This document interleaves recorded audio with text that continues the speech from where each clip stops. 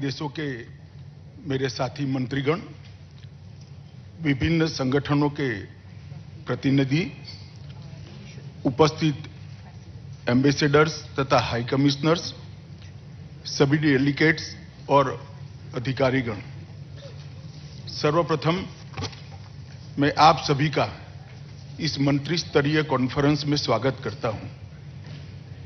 इस मंच से आप सभी के साथ संवाद करना, आपके साथ मेरे अनुभव, मेरे विचारों को साझा करना मेरे लिए आनंद की बात है। साथ ही मानवता के सामने सबसे बड़ी चुनौती टेररिज्म पर आप सभी के विचार सुनने के लिए भी मैं उत्सुक हूं। मुझे आशा है कि 2 दिन की इस चर्चा में हम एक वर्केबल तथा प्रैक्टिकल रोड मैप तय करने में सफल होंगे और टेररिज्म के खिलाफ की लड़ाई में एक निर्णायक मकाम पर पहुंचेंगे।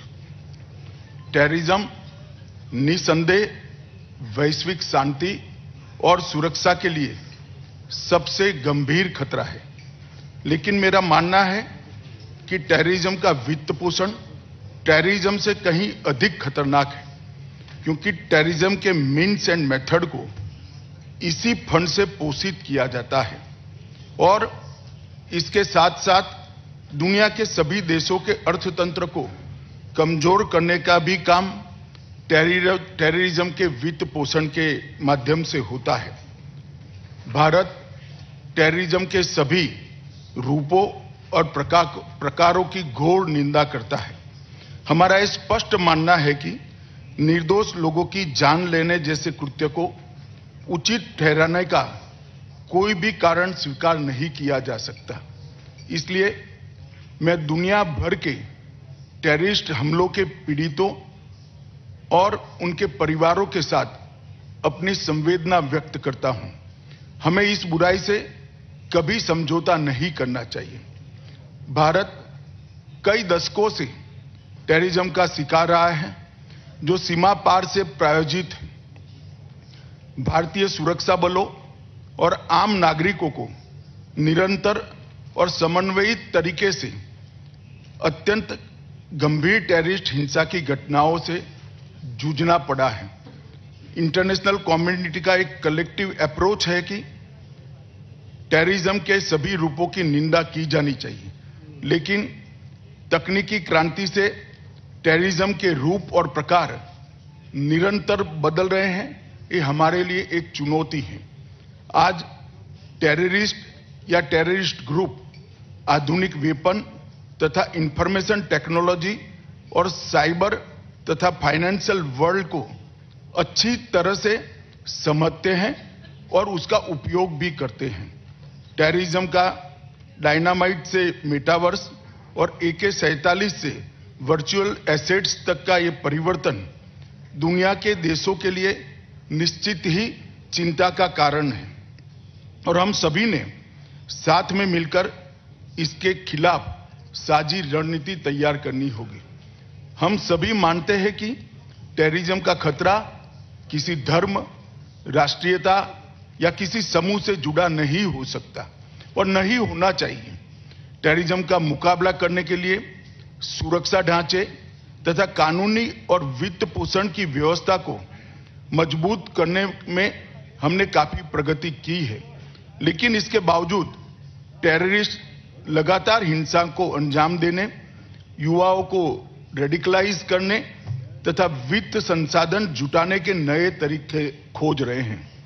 टेररिस्ट अपनी पहचान छिपाने के लिए और रेडिकल मटेरियल को फैलाने के लिए डार्क नेट का उपयोग कर रहे हैं। साथ ही क्रिप्टो करेंसी जैसे वर्चुअल एसेट्स का भी उपयोग बढ़ रहा है।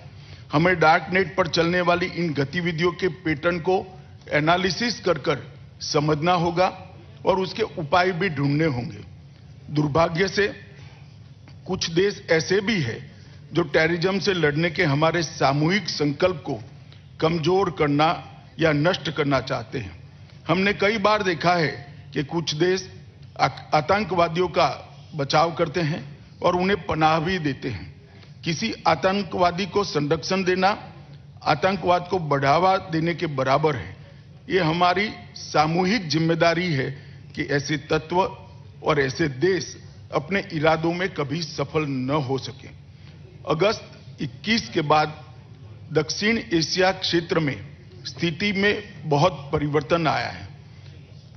सत्ता परिवर्तन तथा अल कायदा और आईसिस का बढ़ता प्रभाव रीजनल सिक्योरिटी के लिए एक महत्वपूर्ण चुनौती के रूप में उभर कर सामने आया है। इन नए समीकरणों ने टेरर फाइनेंसिंग की समस्या को और अधिक गंभीर बनाया है। 3 दशक पूर्व ऐसे ही एक रेजिम चेंज के गंभीर परिणाम पूरी दुनिया को सहन करने पड़े हैं। 9/11 जैसे भयंकर हमले को हम सभी ने देखा है। इस बैकग्राउंड में पिछले साल दक्षिण एशियाई क्षेत्र में हुए परिवर्तन हम सभी के लिए चिंता का विषय है। अल कायदा के साथ साथ दक्षिण एशिया में लश्कर-ए-तोयबा और जैसे मोहम्मद जैसे गुट बेखौफ होकर आज भी आतंक फैलाने का प्रयास में है। हमें कभी भी आतंकवादियों के पनाहगाहों या उनके संसाधनों की अनदेखी नहीं करनी चाहिए। ऐसे तत्वों को स्पॉन्सर करने वाले तथा इनको सपोर्ट करने वाले डबल स्पीक को भी हमने उजागर करना पड़ेगा। इसलिए ये महत्वपूर्ण है कि ये सम्मेलन सहभागी देश और संगठन इस क्षेत्र की टेररिस्ट चुनौतियों के बारे में सिलेक्टिव या आत्मसंतुष्ट दृष्टिकोण न रखें। टेररिज्म के वित्त पोषण की समस्या व्यापक हो चुकी है। पिछले कुछ वर्ष में भारत ने टेररिज्म के वित्त पोषण पर नकेल कसने में सफलता हासिल की है। टेररिज्म के वित्त पोषण के खिलाफ भारत की रणनीति इन 6 स्तंभों पर आधारित है। पहला, लेजिस्लेटिव और टेक्नोलॉजिकल फ्रेमवर्क को मजबूत करना। दूसरा, व्यापक मॉनिटरिंग फ्रेमवर्क का निर्माण करना। तीसरा, सटीक इंटेलिजेंस साझा करने का तंत्र पुख्ता करना। इन्वेस्टिगेशन एवं पुलिस ऑपरेशन को मजबूत करना। चौथा, संपत्ति की जब्ती का प्रावधान और उसका उपयोग करना।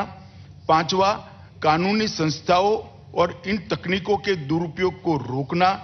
और छठा, अंतर्राष्ट्रीय सहयोग एवं समन्वय स्थापित करके इसके खिलाफ अंतर्राष्ट्रीय स्तर पर लड़ाई को मजबूती देना। भारत ने इस दिशा में अनलॉफुल एक्टिविटी प्रिवेंशन एक्ट में संशोधन करने, नेशनल इन्वेस्टिगेशन एजेंसी NIA को मजबूत बनाने और फाइनेंशियल इंटेलिजेंस को नई दिशा देने के साथ टेररिज्म और उसके वित्त पोषण के खिलाफ की लड़ाई को सुदृढ़ किया है। यह हमारे निरंतर प्रयासों का ही परिणाम है कि भारत में टेररिस्ट घटनाओं में अत्यधिक कमी हुई है। इसके परिणाम स्वरूप टेररिज्म के कारण होने वाले आर्थिक नुकसान में भी काफी कमी हुई है। भारत का मानना है कि टेररिज्म से निपटने का सबसे प्रभावी तरीका इंटरनेशनल कोऑपरेशन और राष्ट्रों के बीच रियल टाइम तथा ट्रांसपेरेंट सहयोग ही है। प्रत्यार्पण, अभियोजन, इंटेलिजेंस शेयरिंग, कैपेसिटी बिल्डिंग तथा CFT जैसे क्षेत्रों में देशों के बीच में सहयोग टेररिज्म के मुकाबला करने के लिए बहुत महत्वपूर्ण है। यह देखते हुए कि टेररिस्ट और टेररिस्ट समूह आसानी से सीमाओं के पार संसाधनों का समन्वय और संयोजन करते हैं, हमारा आपसी सहयोग और महत्वपूर्ण हो जाता है। वैश्विक स्तर पर नारकोटिक्स के अवैध व्यापार के उभरते ट्रेंड्स और नार्को टेरर जैसी चुनौतियों से टेरर फाइनेंसिंग को एक नया आयाम प्राप्त हुआ है। इसको देखते हुए सभी राष्ट्रों के बीच इस विषय पर घनिष्ठ सहयोग की आवश्यकता है। संयुक्त राष्ट्र जैसे बहुपक्षीय संस्थाओं और FATF जैसे आम सहमति प्लेटफॉर्म की उपस्थिति CFT के क्षेत्र में टेररिज्म को रोकने के संदर्भ में सबसे अधिक प्रभावी हो सकती है। FATF मनी लॉन्ड्रिंग और आतंकियों के वित्त पोषण को रोकने और उसका मुकाबला करने के लिए वैश्विक मानक स्थापित करने और क्रियान्वयन में महत्वपूर्ण भूमिका निभा रहा है। वर्चुअल एसेट्स के रूप में एक नई चुनौती हमारे सामने है। वर्चुअल एसेट के नए तरीकों का उपयोग आतंकवादियों द्वारा फाइनेंशियल ट्रांजैक्शन के लिए किया जा रहा है। वर्चुअल एसेट्स माध्यमों, फंडिंग इंफ्रास्ट्रक्चर तथा डार्क नेट के उपयोग पर नकेल कसने के लिए मजबूत और कारगर ऑपरेशनल सिस्टम की दिशा में हम एक रूपता से काम करें, या आज की मांग है। यूनाइटेड नेशंस, IMF, इंटरपोल और अन्य हितधारकों जैसे दुनिया भर की कानून प्रवर्तन एजेंसियां, फाइनेंशियल इन्वेस्टिगेटर और रेगुलेटर इस दिशा में अधिक सकारात्मक प्रभाव डाल सकते हैं। हमें इन चुनौतियों को गहराई से समझना होगा और वैश्विक स्तर पर आतंक के वित्त पोषण के लिए नई तकनीकों को रोकने का प्रयास करना होगा। जैसे प्रयास हाल ही में नई दिल्ली में संपन्न इंटरपोल की आम सभा में किया गया था। भारत सूचनाओं का आदान प्रदान, प्रभावी सीमा नियंत्रण के लिए क्षमता निर्माण, आधुनिक तकनीकों के दुरुपयोग को रोकने और वित्तीय प्रवाह की निगरानी और रोकथाम तथा जांच और न्यायिक प्रक्रियाओं में सहयोग करके टेररिज्म का मुकाबला करने के सभी प्रयासों में प्रतिबद्ध है। वैश्विक समुदाय को नो मनी फॉर टेरर के लक्ष्य को प्राप्त करने के लिए टेरर फाइनेंसिंग के मोड, मीडियम और मेथड को समझकर उन पर कड़ा प्रहार करने में वन माइंड वन अप्रोच के सिद्धांत को अपनाना होगा।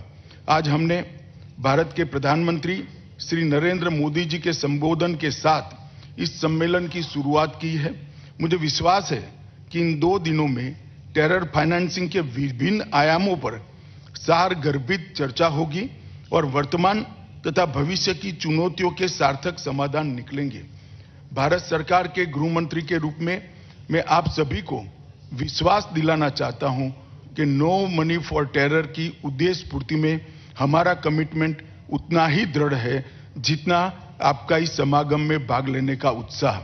मैं इस सेशन में मेरे साथी पैनलिस्ट वक्ताओं को सुनने के लिए काफी उत्सुक हूं। कल समापन सत्र में मैं कुछ और बातों पर विस्तार से अपने विचारों को रखना चाहूंगा।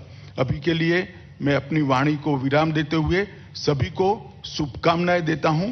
धन्यवाद। Thank you, Honorable Chairperson, for your address. And ladies and gentlemen, as for the agenda, Mr. Tim Watts, the Honorable Assistant Minister for Foreign Affairs, Australia, is supposed to address us.